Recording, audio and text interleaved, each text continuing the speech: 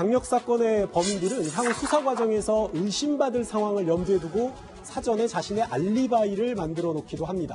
하지만 평소 자신의 행동 패턴과는 다른 알리바이는 노련한 형사들 눈에 의심만 더할 뿐이죠. 오늘 재구성할 판결도 이 알리바이의 허점을 추적해서 범인을 검거한 사건을 다룹니다. 사건은 지난 2015년 6월 울산경찰에 서울에서 함께 울산으로 내려온 친한 동생이 연락이 두절됐다는 실종 신고가 접수된 시점으로 거슬러 올라갑니다. 실종자는 서울에 살고 있는 여성이었는데요. 사건 당일 울산으로 내려와서 평소에 알고 지냈던 50대 남성을 만난 다음 종적을 감춰버렸습니다. 경찰은 실종 여성이 사라진 곳이 거주지인 서울이 아니라 외지인 울산인데다가 여성의 휴대전화 전원도 꺼진 것을 의심해서 강력범죄라는 심증을 가졌습니다. 곧바로 수사에 착수했죠. 경찰은 사라진 여성을 찾기 위해 실종 전 여성을 마지막으로 만났던 이 50대 남성과 실종 신고를 한 40대 여성을 상대로 본격적인 조사에 들어갔는데요. 사라진 여성의 행방, 어디서 찾을 수 있었을까요? 또 사건 해결의 실마리가 된 수상한 용의자의 알리바이, 과연 무엇이었을까요? 판결의 재구성에서 확인해 보시죠. 서울에 사는 40대 여성이 울산에서 사라졌네요. 일단 울산엔 왜 내려간 건가요? 이게 이제 좀 거슬러 올라가야 됩니다. 용의자로 추정되는 50대 남성하고 이 여성들이 서로 알게 된 건 2011년경에 서울에 있는 한 일식당을 이 여성 둘이서 운영을 할 때 만나서 그 중에 한 여성, 언니 쪽으로 알고 있습니다. 한 여성과 이분이 내연의 관계로 빠져요. 50대 남성이.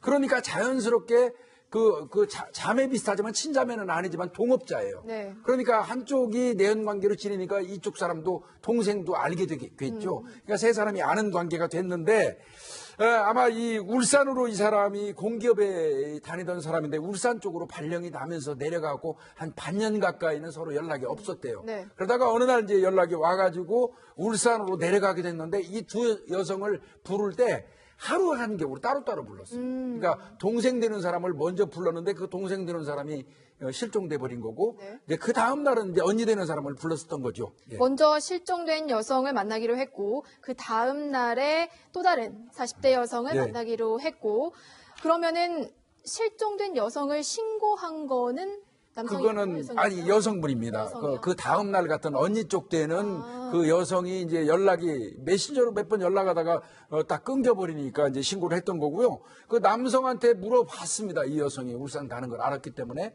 그 동생이 그 울산 당신 만나러 간다고 그랬는데 왜 소식이 없냐 하니까 나는 당일날 식사하고 난 다음에 헤어지고 나서 그 이후로는 서로 연락이 안 됐다. 네. 이렇게 이제 남성은 얘기를 했었죠.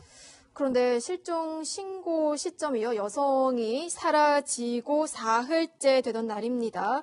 자, 대체 왜 남성은 여성 2명을 따로따로 불렀는지 그리고 왜 여성은 실종 사흘째가 되던 날 신고를 한 건지 여러 가지 의문점이 지금 남아있는 상황. 일단 실종된 여성의 통화 목록을 확인해 봐야 될 것 같은데 프로파일러님 뭐가 나온 게 있나요? 상황이 좀 애매해진 겁니다. 그러니까 16일 날 밤 9시 27분에 마지막 발신이 됐습니다. 그건 이제 언니 여성하고 통화를 한 부분인데요. 근데 17일 새벽 2시에 이게 사라져 버리는데 여기 이제 꺼졌다고 하는데 정확히 말하면은 응답할 수 없는 지역이라는 거 하는 거예요. 그러니까 이제 우리가 보통 이제 핸드폰이 전원이 배터리가 나가고 꺼지는 것과 아니면은 그 자체가 어떤 음영 지역이라든가 아니면 다른 형태 아니면 뭐 물속이라든가 이런 건 전혀 다른 부분이거든요. 네. 지금 상태는 좀 이상한 상황인 겁니다. 그러니까 응답할 수 없는 지역이라고 하는 거예요. 그러니까 결국은 위치 자체가 식별이 안 되는 부분인 거죠. 그러니까 그러면 우리가 보통 가지고 있을 때 자기 핸드폰이 꺼진다고 하는 건 이제 배터리가 나가거나 그런 부분인데 그게 아니라 응답할 수 없다는 것이 그런 지역이 있나? 요즘 같은 지역에 이런 부분이 전파가 닿지 않는 어딘가에 있을 그렇죠. 거다 이런 상황이라는 거죠. 그러니까 의도적으로 전화기를 끄거나 그런 상황이 아니라. 그렇죠. 그러면 이게 이 상황이 굉장히 이상한 상황이랍니다. 그럼 결국은 인가 강력 사건의 위험성이 이게 추측될 수 있는 상황이라는 거죠. 궁금하네요. 휴대전화 위치와 통화 목록 분석반으로는 여성이 스스로 잠적을 한 것인지 아니면 타살인지, 타살이라면 용의자는 누구인지 전혀 특정할 수가 없습니다. 그렇다면 서울에 남아있는 여성의 남편은 뭔가를 알고 있지 않을까요? 경찰이 당연히 이 사라진 여성의 남편에게 물어봤습니다. 여성이 정말 울산에 내려간다고 했는지, 그리고 울산을 방문한 이유는 그럼 뭐였는지 물어봤는데, 이 사라진 여성의 남편은 이렇게 얘기했습니다. 아내가 최근에 이 프랜차이즈 요식업체 식당 개업과 관련해서 7억 원대 상당의 계약을 체결했다는 거예요. 그리고 이 사업을 하는데 필요한 나머지 자금을 구하겠다면서 친한 언니, 그러니까 실종 신고를 한 이 40대 여성이죠. 함께 울산에 다녀오겠다고 자신에게 말했다는 겁니다. 그렇다면 거액의 투자금을 받아서 식당 문을 열려고 했던 사람이 갑자기 스스로 가출하거나 종적을 감출 가능성은 없잖아요. 그래서 경찰 입장에서는 이건 분명히 강력 범죄가 맞다라고 생각하고 수사력을 모으기 시작했죠. 동의합니다. 식당 개혁을 앞둔 여성이 스스로 잠적할 일은 없어 보이거든요. 맞습니다. 두 분이 잘 얘기를 했는데요. 지금 실종이냐 아니면 강력 사건이냐 두 개 중에 하나 아닙니까? 근데 이렇게 식당 개업을 앞에 놔두고서 바로 사라졌다 스스로 이거는 가능성이 별로 없는 거죠. 그리고 강력 사건이라고 하는 두 개의 가능성이 있는 것이 서울에서 타 지역 울산에 가가지고 갑자기 사라졌다는 거. 네. 그리고 전화기가 어쨌든 꺼졌든 아니면 작동을 하지 않든 이 연결이 안 된다는 거. 이런 걸로 볼 때 강력 사건을 의심하게 됩니다. 단순 실종이 아니라면 강력 범죄의 가능성도 조심스럽게 점쳐지는데 두 사람이 가장 의심스러워요. 실종된 여성이 만나러 간 남성 그리고 실종 신고를 한 친한 여성. 언니 그 여성. 두 사람이죠. 그리고 이제 경찰 입장에서는 그래요. 이 없어진 사람이, 실종된 사람이, 마지막으로 만난 사람이 경찰 입장에서는 용의자입니다. 그러다 보니까 마지막으로 만난 사람이 그 언니로 부르는 여성인지 네. 아니면 그 만나러 가기로 했던 남성인지 50대 남성인지 이제 이거는 좀 따져봐야 되는데 아까 우 차장님께서 말씀하셨잖아요.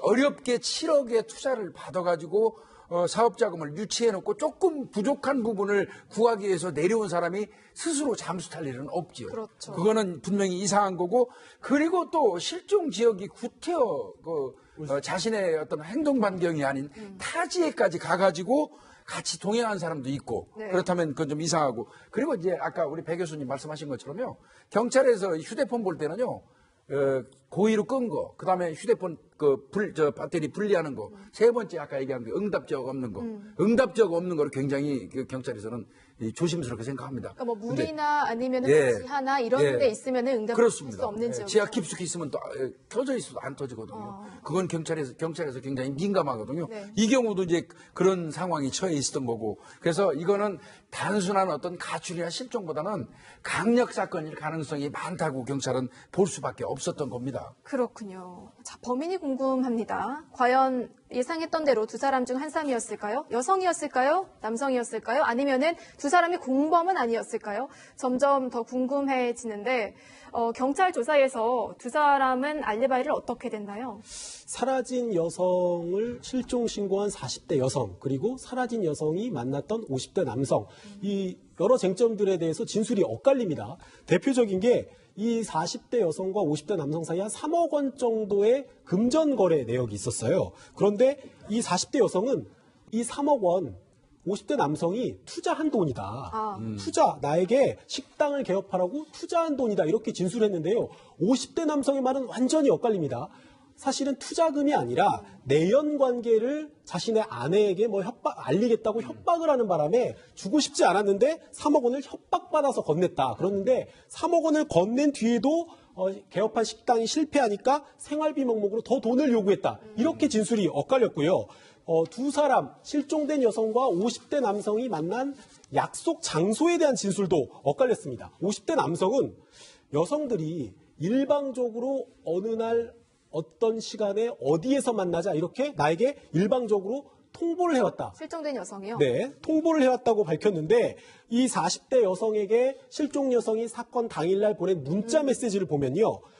약속 장소가 울산 시내랑 가깝다고 하더라. 택시 요금이 벌써 2만 원이나 나왔다. 이런 식으로 문자 메시지를 보냈어요. 만약에 자신이 정한 약속 장소라면 택시 요금이 얼마나 나올지도 예상하지 못했다고 할 수가 없잖아요. 그리고 울산 시내와 가깝더라라고 이렇게 전해 들은 것처럼 40대 여성에게 문자를 보낼 가능성이 없으니까 경찰 입장에서는 거의 실종된 여성을 마지막으로 만난 두 사람, 40대 여성과 50대 남성 중에 어느 쪽을 좀 더 의심을 해야 되는지 진술이 엇갈리는 상황이니까요. 네. 좀 헷갈리는 상황이 된 정말 그런 많이 상황이었죠. 엇갈리네요. 이렇게 경찰 조사에서 자기 주장을 하기 바쁩니다.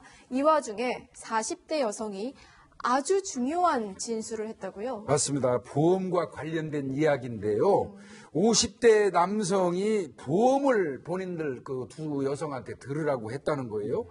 들으라고 하면서 그 수익자죠. 수령자, 보험금의 수익자를 본인 이름으로 남성이 하라고 그랬다는 거예요. 그래서 남성에게 아니, 내가 보험을 드는데 왜 당신 이름으로 수익자를 지정하느냐 얘기했더니 나는 이게 이제 이 보험 자체가 내가 근무하고 있는 공기업 쪽하고 연관된 건데 내 이름이 수익자로 되지 않으면 당신들 그 보험 혜택에 유리한 점을 그 챙길 수가 없다. 네. 이렇게 얘기했다는 거고요. 그런데 이제 그 부분을 이제 경찰이 이 남성한테 물어보니까 남성은 아니에요.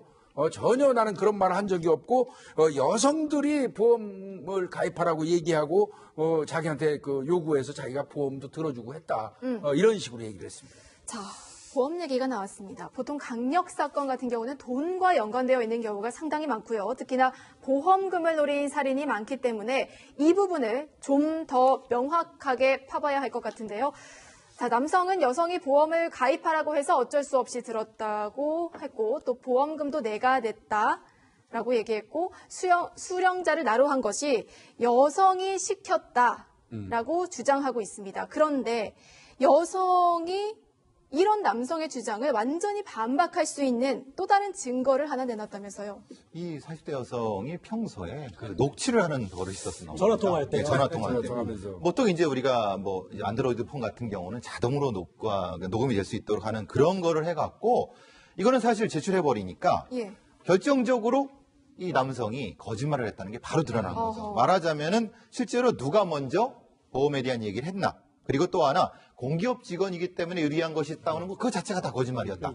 그러면은 이 상황에 대해서 누가 거짓말을 하는 것인가에 대한 추정이 분명히 가능하게 된 거죠. 이 녹음 파일 하나로. 그러니까 좋은 조건으로 보험에 가입할 수 있다고 보험을 권유한 사람도 50대 남성이고 그리고 보험금 수령인을 자신으로 바꿔야 된다고 얘기했던 사람도 남성이라는 건데 그런데 경찰이 결국 그래서 이 50대 남성이 다니는 공기업 직원들을 탐문 수사를 해봤어요. 네. 당시 회사에서 보험 가입 관련된 유리한 상품이 나온 건 맞는데 수령자를 바꿔야지 그렇죠. 혜택을 받을 수 있다. 이런 조건은 없었다는 거예요. 그러니까 경찰은 결정적으로 이 50대 남성의 진술의 신빙성에 의문을 품기 시작하는 거죠. 자, 완벽하게 남성이 거짓말을 했습니다. 거짓말한 사람이 남성으로 드러나면서 남성이 다른 부분에 있어서도 거짓말을 했을 가능성이 높아지고 있는 상황인데 어쩌면 범인일 수도 있을 것 같아요. 자, 남성의 당일 알리바이가 그렇죠. 어떻겠나요? 이제 알리바이가 중요한 거죠. 현장 부재 증명이라고 하는 거 아닙니까? 그래서 이 사람의 알리바이를 보면은 결국은 이제 사건과 어느 정도 관계가 있는지 알 수 있는 것인데요. 16일 저녁 6시 반에 자기가 이제 약속 장소에서 만나는 후 식당을 갔다. 그 호텔에서 만났다고 얘기를 해요. 그리고 나서 식당으로 갔다라고 얘기를 하고 있고요. 그런 다음에 선약이 있다고 그래가지고 내려줬다. 자기는 그리고 배드민턴을 치고 사우나를 방문했다. 이렇게 얘기를 했습니다. 예. 그 시간대별로 얘기를 했죠. 그래가지고 이 사람 말이 맞는지를 이제 알아봐야 되는 거 아니겠습니까? 그래 알아봤더니 이 사람이 배드민턴을 쳤다는 것이 직원들이랑 쳤다 그랬는데 사실은 퇴근 시간 후에는 직원들이 배드민턴을 안 친답니다. 친 사람이 없다는 거예요. 그러니까 배드민턴 쳤다는 것이 거짓말이 된 것이죠.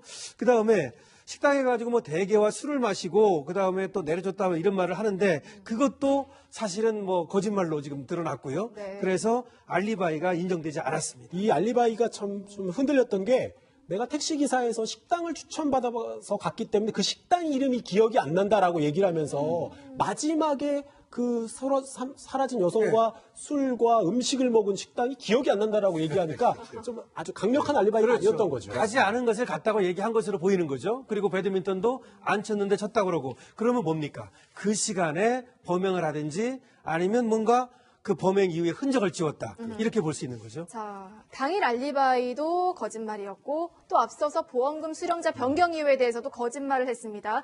이 정도면은 경찰도 직감을 했을 것 같아요. 이 남성이 범인이다. 예, 그런데 이제 좀 더 핵심적인 부분에서는 이 사람이 이제 평소에 카드만 사용해나 봅니다. 아하. 그러니까 그런 뭐 어떤 패턴이 있지 않습니까? 그러니까 카드 사용하고 현금 사용할 때는 현금 영수증을 발급하지 않는데 이건 그때는 거꾸로 했다는 겁니다. 카드를 안 쓰고 현금만 썼는데 여성이 실종된 그 즈음에 그 즈음에 그 시간대. 근데 이제 문제는 마지막에 이게 배드민턴을 치고 나서 사우나 갔다고 하는데 사우나 간 데는 현금 영수증을 발급했다는 거죠. 평소에는 현금 영수증을 안 받던 사람이 의심받는 날 사우나에 갔다는 증명을 하기 위해서 현금 영수증을 받았다. 그러니까 이것은 특별한 의도가 있다는 것을 경찰은 그러니까 사우나 간 것만 정말인 거죠. 그렇죠. 예. 근데 그거를 가지고 알리바이를 뭔가 만들려고 했던 거죠. 사우나 간 것을 확인시키기 위해서 노력을 했던 것 같습니다. 자, 여러 정황상 남성이 범인인 것은 확실해 보입니다. 하지만 아직 물증이 없습니다. 시신을 발견해야 그 그렇습니다. 안에서 흔적도 발견하고 구속도 시킬 텐데 말이죠. 이런 경우에 이제 경찰 입장에서는 회사에서 가지고 있는 모든 차량을 살펴보게 돼요. 그래서 이 사람은 그 공기업의 제법 높은 직위에 있는 사람이었습니다. 그렇다면 이 사람은 회사 차는 퇴근 시간 이후에 충분히 운행할 수 있는 사람이다 보니까 네. 차를 싹 뒤졌더니 어떤 차량 한 대에 트렁크 속에 삽이 하나 실려 있습니다. 그래서 그 차량을 CCTV를 넓게 보면서 좀 확인을 했어요. 예. 그랬더니 어느 그 재개발 그 구역 그쪽에 있는 CCTV에 그 차가 서 있었던 게 발견이 돼요. 그렇다면 어떤 그 좋지 않은 일이 발생했다면 그 CCTV에서 비추고 있는 재개발 구역, 그 인근 어디엔가 숨겨뒀을 가능성이 있어서 그 부분을 이제 경찰이 집중적으로 수색하기 시작합니다. 그래서 시신을 발견했나요? 거기서? 먼저 발견한 거는 그 여성이 착용하고 있던 팔찌야, 그다음에 신발 한 짝을 발견해요. 그래서 신발이 발견된 그 인근을 집중적으로 수색을 해가지고 결국은 얼마 전에 흙이 이렇게 갈아엎어진 그 자국이 보였다고 그래요. 네. 그 흔적이. 그래서 거기에서 약 1m가량 이제 땅을 파니까 거기서 시신이 발견이 됐습니다. 자, 이제 심증은 아까 나왔고요. 물증도 확실하게 있습니다. 이 남성 결국에는 경찰에 체포됐을 때 자백을 했나요? 기본적으로 이제 사람이 죽은 건 맞습니다. 이제 두 가지 돌려야죠. 우발적이다.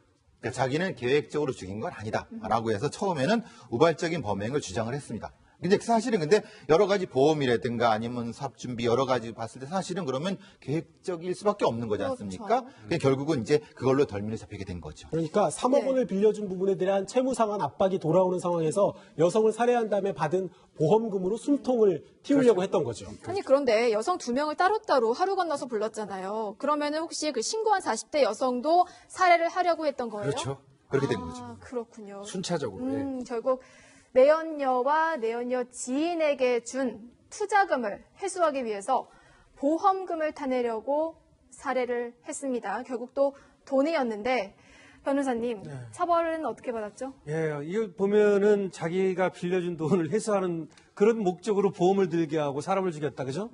굉장히 재질이 나쁘죠. 그래서 30년이 지역이 선고가 됐습니다. 30년이면 사실은 살인이라 하더라도 여러 사람이라든지 이런 경우가 아니기 때문에 중벌이 내려진 것이죠. 네, 알겠습니다. 보험금을 노리고 저지른 치밀한 계획 범죄, 완벽해 보이는 알리바이 속에서 허점이 하나둘 드러나면서 진실이 드러났습니다. 저희는 잠시 후에 실종자 찾기로 돌아오겠습니다.